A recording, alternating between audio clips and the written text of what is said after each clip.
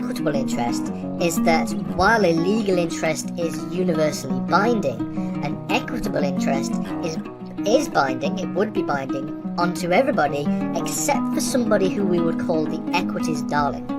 Now an equities darling simply refers to an individual whose rights trump any kind of previous equitable interests.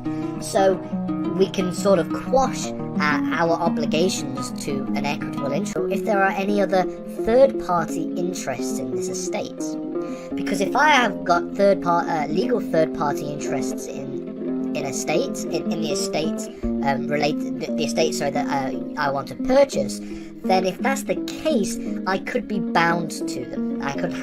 They could be binding onto me once I purchase the estate. And so it's important that we know what they are before we go about doing this transaction.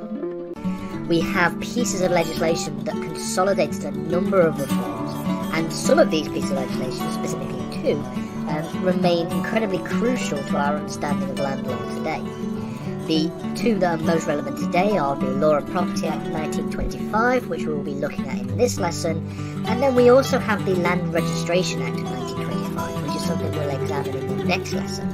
Although you should note that while we have the Land Registration Act of 1925 parties when it comes to interests in land. So as we've already mentioned, it's already been mentioned that the legislation has to better protect the facilitation of buying and selling property, the conveyancing. Okay? But we also have to be mindful of any other third-party interests that exist on a particular estate. And the reason why we have to be mindful of these third-party interests is because they ought not to You should note that these interests that are now equitable, that doesn't necessarily mean that a legal owner can overreach them. And the reason for that is, overreaching can only be done by way of interests of beneficiaries under a trust. So it has to be done within the context of the trust. Now this of course can be done through an express trust or even a trust that is implied. And we are going to do a lesson on the relationship between trusts law and land law and rights. So the nature of proprietary interests in land, and also the types of interests that one can have over different areas within land law. So let's have a look at how we can understand these pieces of legislation. The motivation for these two pieces of legislation, the rationale, the reason why we want to consolidate the law relating to land, be right over the estate under the common law, and then B and C would have rights in equity because it is held in trust and they are the beneficiaries of that trust. Now suppose that a purchaser comes along and wants to purchase this estate.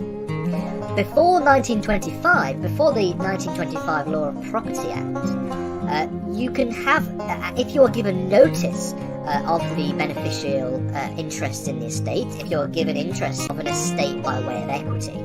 Now what we mean by this is that suppose we have a scenario where there are three individuals, where the first person, A, has an estate in trust. They hold this estate within trust, and the beneficiaries of the trust are B and C, these two different people. Now, we have a system here where, under common law, the rights of A would have it is the second kind of legal interest that somebody can have over a piece of land. Under Section 1, Subsection 2 of the Law of Property Act 1925, or it is stated that all other interests that can exist in the land will be reduced to equitable interests. So it defines the two legal interests that can exist within land, and then it reduces the rest to really be subordinated within this transaction. Because if you have legitimate legal third-party interests in a particular estate, then the purchase of this, the conveyancing of this piece of land, of this property, should not infringe on these legal rights and these legal interests that a third party may have. So we have what we have is a complex web of issues that need to be resolved using leasehold estates, and they refer to a fee simple ownership, whereby there are no limits on the owner's rights over this piece of property, over this land. And what's also important is they cleared up a number of issues relating to the number of people that are allowed to hold legal estate at any one time. The maximum number is now 4. And what I'd like to do in this lesson is talk about property legislation. Specifically talk about the major reforms that were made to the system of land law following 1925. A number of pieces of legislation were made. Talk about the changes before, the situation before, and then the changes that these pieces of legislation impacted. So we'll talk a little bit about the history of property legislation, specifically Property Act 1925, what the Law of Property Act actually did to make it easier for the transferal of estates from a particular person to somebody else, the buying and selling of land. So the history of property legislation is quite interesting. Our understanding of land law today can really be traced back to this key moment in 1925, where a number of crucial reforms were made using these pieces of legislation. And this is what the legislation did to respond to these issues. So they took into consideration all the issues, and the 1925 property legislation did a number of things to try and answer these questions. So the first thing they did, within the Law of Property Act of 1925, they reclassified a number of different types of estates and interests in land. The second thing they did, before we actually go about going through this transaction, and these are questions that the 1925 legislation has to deal with. The first question is, how do I know that this individual really owns the estate? If they don't own it, then they have no right to sell it, and so they could just be trying to steal my money. So that is the first question that we need to ask if somebody is offering to sell you a property. The second question is, how do I know? Darling, we can therefore, we won't be bound to these equitable interests. So, with the Law of Property Act reducing a number of third-party legal interests, what it is doing is effectively removing the number of interests that a purchaser has to be bound by, and that will facilitate the transaction, the conveyancing of land in a fairer way. Interests from the sort of status of being legal, because before the Law of Property Act, any legal interest in land was both equal and universal. So it meant it applied to everybody. So if a third party was to have a legal interest in an estate, that interest would be universally and always binding to any purchaser, regardless of what the purchaser did. So when we're asking the question, if somebody wants to sell me a house for half of land, well, let's take an example. Suppose somebody offers to sell you a house for a particular price. Let's say it's an expensive part in the country, and they say they offer to sell you this house for £500,000. Suppose also that you want to take this person up on their offer and you want to purchase the estate. You want to purchase this house for the price that is set. Well, there are a couple of questions that relate to how that should really be answered, that we talked about when we're talking about solutions to a number of issues raised within the conveyancing of title, is the reduction of legal interests. Because Section 1, subsection 1b of the Law of the Property Act describes the other kinds of estates that can exist in legal form, and these are known as leasehold estates. Now, we'll talk about this in a separate lesson, but a leasehold estate. And this allows for a system whereby if one of these people were to pass away, one of these 4 people were to pass away, they cannot introduce new people into this legal estate by way of a settlement in, for example, a will. They cannot leave this in their will because there are other people who have interests within, so they have legal interests within this estate. So this is one type of legal estate that can exist. And we will look at the concept with the Land Registration Act was introduced 2 new systems for the conduct of conveyancing, the conduct of buying and selling property. So conveyancing is the law concerning a conveyance or a transfer of property. And the 2 systems that was introduced in the Land Registration Act were the system of registered title and also the system of unregistered title. Now what we're going to do is we're going to look at the Land Registration fee simple absolute, but without having any kind of obligations to the beneficiaries B and C. Now the way this is done is something that we're going to talk about in a lesson when we talk about unregistered title, but the process of overreaching involves a number of procedural steps that will eventually allow a purchaser to take the property from the trust almost and replace the property with increase the demand, and it will increase the supply of these transactions, and so we can better facilitate the markets in the States. So what were the kind of questions that need to be asked and need to be answered by these pieces of legislation to really facilitate the efficient transfer of land, a cheap transfer of land, and also ensure a safe protection within the transfer? And so really the legislation ought to create a situation where this information is readily available before the transaction takes place, because in doing so that will mitigate risks, which is part of the mandate of these early pieces of legislation. These also concerns of the purchaser. So when we're talking about this question, one of the issues that we need to relate to is the issue of the rights of given notice of the beneficiaries B and C. You would be bound in equity by the interests of those beneficiaries. You'll be bound to so you'd only be able to enter this transaction as a trustee within the benefits of the estate, and the benefits will still go to B and C.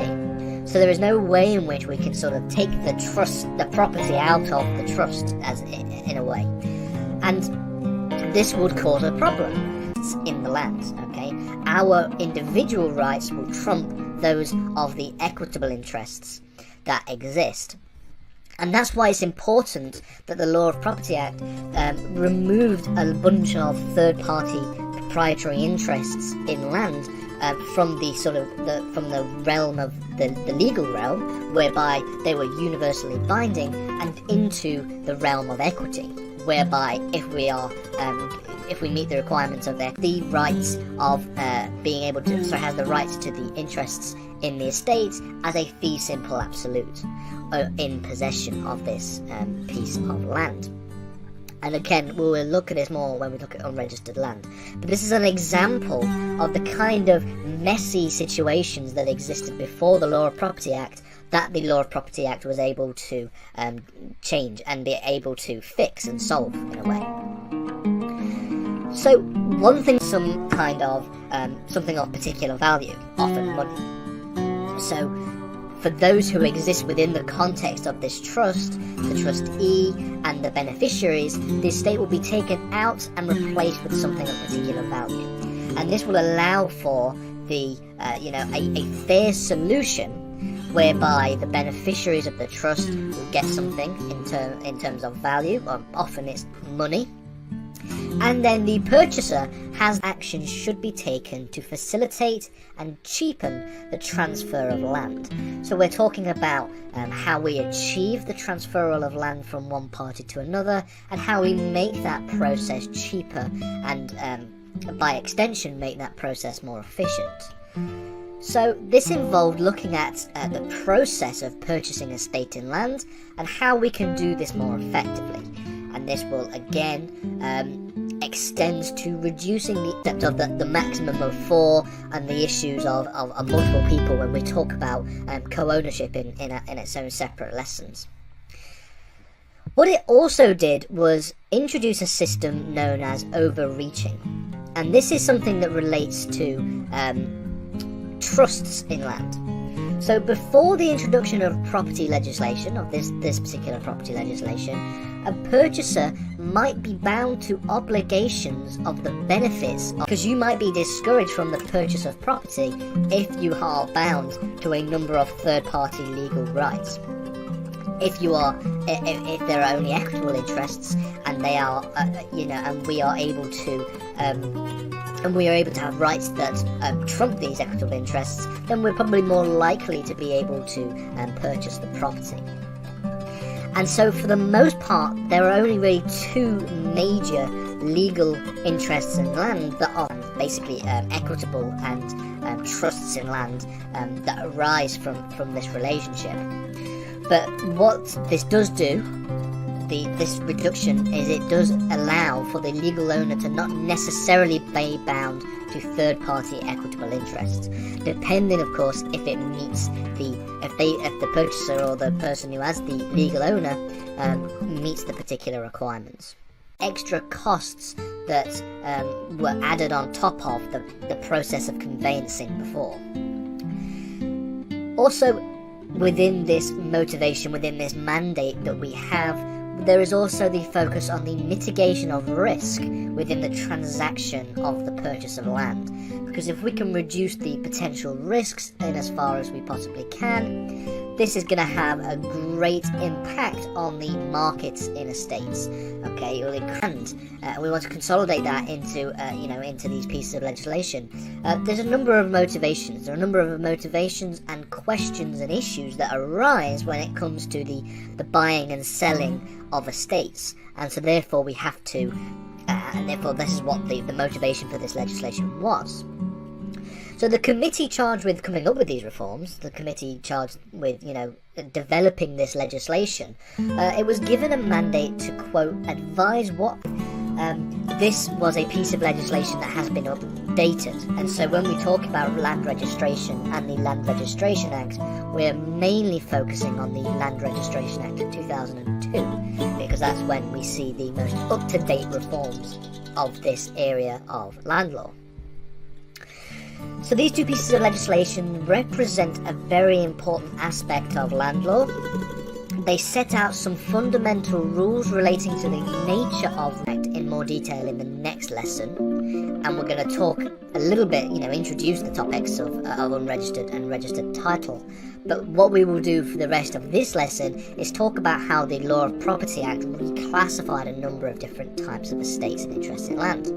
And so therefore we can split this into two different ways, two different videos that we can use to better understand the ways in which these pieces of legislation still remain very influential. Beneficiaries, B and C. How? Well, the concept of overreaching was introduced by the Law of Property Act 1925, and what it does is it allows for the purchase of property that is held in trust, like in this example, okay, but in such a way as to devolve their obligations in equity, as to get rid of their obligations in equity. They can basically enjoy their interests in the land as the Law of Property Act of 1925.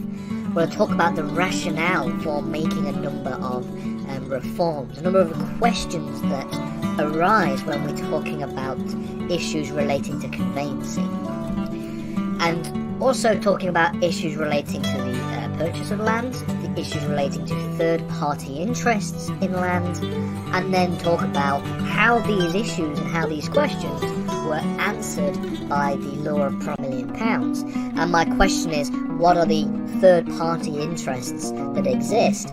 If there are some third-party interests that we are unable to dissolve from, there are some interests that are legal and therefore are binding to us universally, then that might discourage me from wanting to purchase the estate. So the difference between a legal interest, if it has been determined that we are the equities darling, and this is something that is judicially determined, we're determined by the courts, but if and there are a number of requirements that are needed to determine whether or not somebody is an equities darling, something that we'll look at in a later lesson. But if you meet these requirements, if we meet the requirements and we are designated or classified as the equities darling, we will not be bound to the specific equitable interest. So how can somebody effectively become a fee simple absolute over a piece of land, okay, without being bound to the equity interests of B and C? How can we, for example, take the estate out of the trust almost, and we can then enjoy and have the rights to enjoy the land as a fee simple absolute? How can we do that without being bound to the equitable interests Now, this doesn't include every single kind of third-party interest, which we'll talk about in a second, but it also reduces a vast majority of third-party interests that are allowed to exist as legal interests. And it's important to note that there is a distinction between a legal interest in land and an equitable interest in land. And effectively, it's important that we remove a bunch of third-party, because if you're a purchaser who's been given notice of this estate being held in trust, then no matter what you do in the purchase of this estate, you will be bound to the beneficiaries B and C who have equity interests in this land. They have equitable interests in this land. And this allowed for a system to be reformed, and we have the issue of overreaching. So let's talk about the reclassification of property interests. So Section 1, Subsection 1 of the Law of Property Act 1925, so the very start of this piece of legislation, stated that there are only a certain number of legal estates that can exist. The first of these is what's known as a fee simple absolute within possession, or fee simple absolute in possession. Now, these are a type of free third-party legal interests. The two major ones exist as easements, and we also have mortgages. These are two examples of third-party interests that are not equitable, but they are legal interests. And then for the most part, the rest of third-party interests can only exist in equity. These include, but are not limited to, things like life estates, reversionary estates, estoppels, and freehold covenants, etc., etc., etc., etc. And so we can really begin to delineate between third-party interests that are legal and therefore universally binding, and third-party interests that are equitable, where we might have rights might have the right to not be bound to them. The one thing I want to finish off on is just a quick disclaimer about the issue of overreaching. Again, we talked about overreaching earlier on.